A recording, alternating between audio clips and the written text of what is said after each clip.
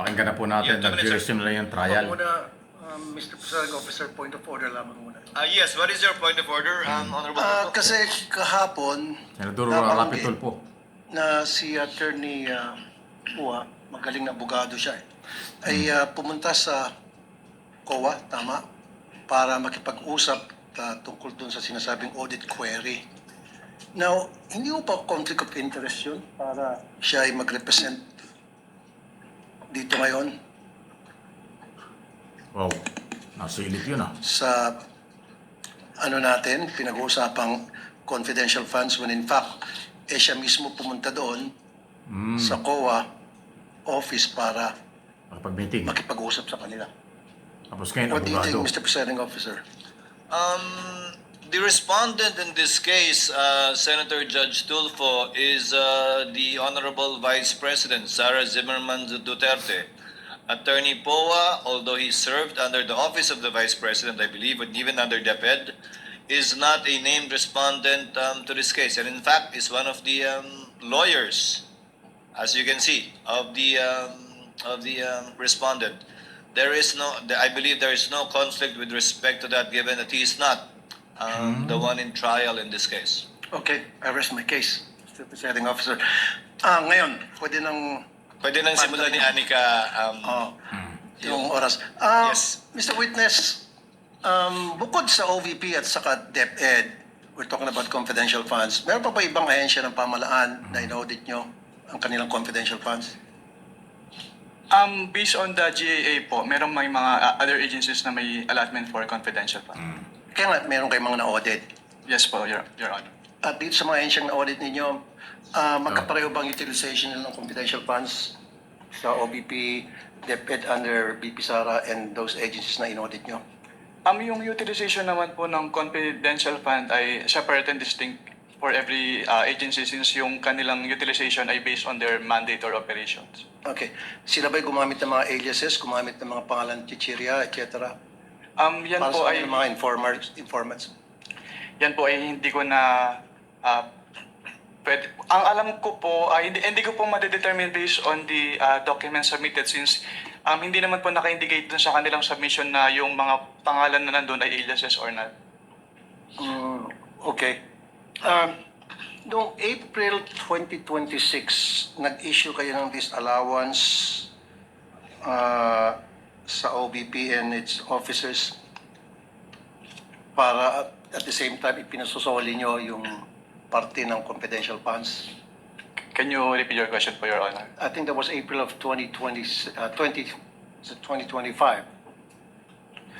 Nag-issue kayo ng, pinasusoli nyo ilang parte ng confidential funds ng OVP. I do not have personal knowledge na po about yan since wala na po ako sa ICFO noong February 12, 2023 po. Okay. Anong reason ba't pinasusoli yung parte ng confidential funds na disallowed? What are the reasons? Wala po akong personal knowledge about yan since hindi naman po ako yung nag-issue ng disallowance. Since nung na-issue po yung disallowance ay na-transfer na po ako to other agency of the COA. Okay. Kasi yun yung huling action ng COA I think it was April 10, 2026. So wala na po kayo doon. Yes po, Your Honor. Okay. Sinabi kahapon ni Attorney Poa na binanggit niya ata yung COA circular ng 1992, if I'm not mistaken, Yes. na hindi dapat banggitin yung pangalan ng mga recipient dahil for reasons of security and national security ng tao, ng recipients and national security. Would it compromise sa tingin po ninyo yung security ng informant kung hihingan nyo sila ng resibo patungkol sa mga gamot na natanggap nila mula sa confidential funds? Katulad nga po nung sinabi ko during my testimony, ang hinihingi po namin ay yung proof ng pagbili when it comes to the official receipt and the sales invoice po. Correct. Alam ba, resibo, bumili ng maintenance o antibiotics, yung ganong klaseng resibo dapat, iba ang hinihingi nyo. Yes po, Your Honor. Pero ang sinasabi nila, yun daw ay magdi-jeopardize ng magkakaroon ng problema sa national security. Actually, yung minention po nila na circular, which is yung 1999 is already repealed na. Repeal na. Opo. Pero just the same, sa tingin niyo ba yung pagbibili ng chichirya o dili kaya pagbili ng shampoo o suka sa sari-sari store, would that jeopardize the national security kapag yan ay binulgar sa inyo, binigyan ka ng siwa? Hindi po. Thank you. Ayun, so yan. Bahagi Thank ng, you, Senator Judge tanong. Rafi Tulfo. Okay. Next to Dahil doon ho sa pag ginamit na medicine you at are saka recognized, sir. You may proceed when you're ready. You have 2 minutes. at saka medicine, Salamat, Mr. Presiding grocery. Officer. Attorney, good morning. Yan. Morning po, Senator. Tingnan natin si Bam So, Aquino naman. ang common Kung understanding Senator ko kasi Judge ng confidential Bam funds Aquino. ay secret, pwedeng gamitin sa kung ano-ano, hindi pwedeng ibulgar sa publiko. Hindi po to totoo, no? Meron po talagang rules and regulations sa paggamit ng confidential funds. Yes po, Your Honor. Were you already part of the ICFAO in 2015? Yes po, Your Honor. So yung pinakitang memo nung 1992 at itong memo na pinag-usapan natin na circa 2015, parang magkaiba siya, no? Yes po, Your Honor. Do you know the reason why the rules changed with regard to the usage of confidential funds? Since yung paggamit po ng confidential fund at intelligence fund ay kailangan ng strict accounting and auditing rules. So, nagkaroon po ng circular para ma-ensure na yung paggamit po ay properly accounted at hindi po magamit for personal use or misuse. Yan yung laman ng memo. Pero ang tanong ko, do you know why it was changed? Kasi parang lumalabas magkaiba yung paggamit nito. If you look at the 1992 circular, iba sa 2015.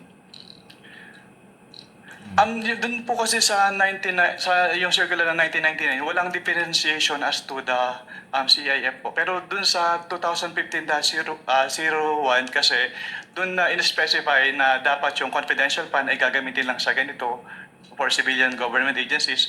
Yung intelligence fund ay gagamitin lang ng uniform and military personnel as well as yung mga intelligence practitioners. Kumbaga, Ayun, no? So, malinaw na nag-ilaw ng 2015. merong pagkakaiba or maling pinagamitan. Ayun, no?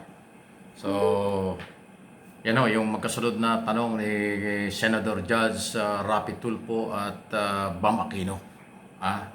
So, ang pinagtataka ni Senador Rapi Tulfo ay yung tama ba o mali? Or mali ba na gamitan nga yung pera gamitin sa pambili ng grocery? O kung ano man. So, sinasabi po nung testigo, si Attorney Wamil, ay hindi talaga dapat nagagamit ito. At idilin pa nga niya sa bandang huli. Ang intelligence fund, confidential fund, dapat military.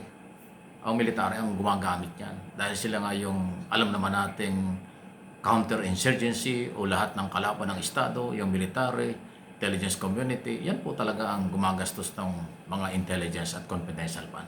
Talagang, hirap pagka pera ng bayan ang pinag-uusapan, pagkatapos pinagdudahan na maling ginamit, talagang lumalabas talaga ang totoo at lalabas talaga yan. Yan ang kailangan natin.